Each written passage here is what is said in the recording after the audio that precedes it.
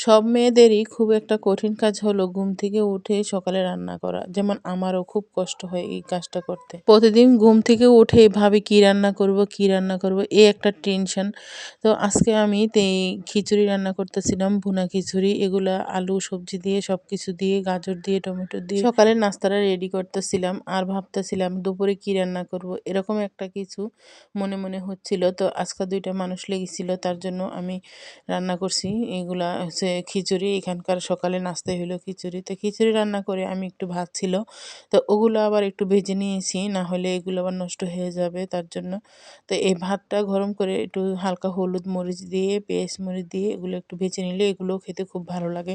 এগুলো বলে আমি এই ভাত তেলানিটা করে তারপরে সবাইকে খেতে দিয়েছি। তো সবাই খেয়ে বলছে, "হ্যাঁ, খুব ভালো হয়েছে।"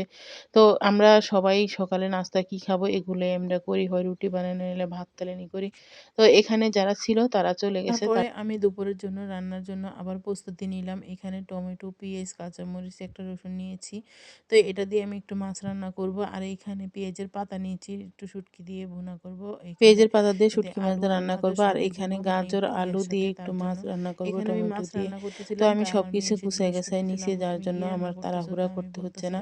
তো আমি এই তো বসে, বসে মাছ রান্না করতেছিলাম। এখানে আলু, এ গাজর, টমেটো দিয়ে মানে চিকন, চিকন করে কাটছি। বলতেছে আমার খালামণির আগে এভাবে দেখতাম রান্না করতো, তো আমার খুব ভালো লাগতো। আমি ঘ্রাণটা পাচ্ছিলাম।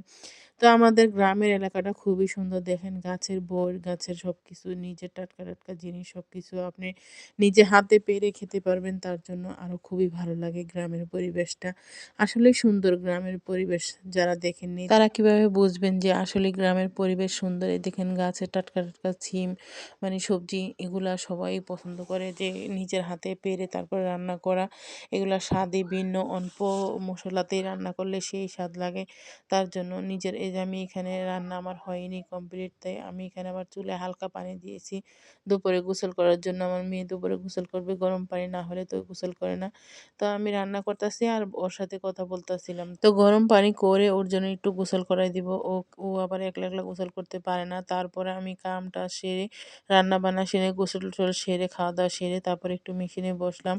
এখানে জামা বানাইতেছি। ছোট দিনের সময় কখন যেন বেলা চলে যায় আর কাজ করতে, করতে সময়ই পাই না যে আজকে একটু হাঁটবো কি বেড়াবো। তো একটু সময় পাওয়া যায় না বা একটু রেস্ট নিবো। তো এগুলা করতে, করতে আমার সারাদিন পার হয়ে যায়। কিছু না কিছু করতেই থাকি, কিছু না কিছু করতেই থাকি। আগে আমার মাকে দেখতাম যে ও সারাদিন কাজ করতো। তো আমার মাকে বলতাম, "তো তুমি আজ আর একটু বসে থাকতে পারো না?" তো এখন নিজে, নিজে বুঝি আসলে আজারা বসে থেকে কোনো লাভ নেই। যেগুলা করব সেগুলোই শেষ হয়ে যাবে কাজ। আর রেখে দিলে ওগুলোই থাকবে। তো সবাই আমার জন্য একটু দোয়া করবেন। সবাই ভালো থাকবেন, সুস্থ থাকবেন। আর আমাদের জন্য একটু বেশি, বেশি দোয়া করবেন। আল্লাহ হাফেজ।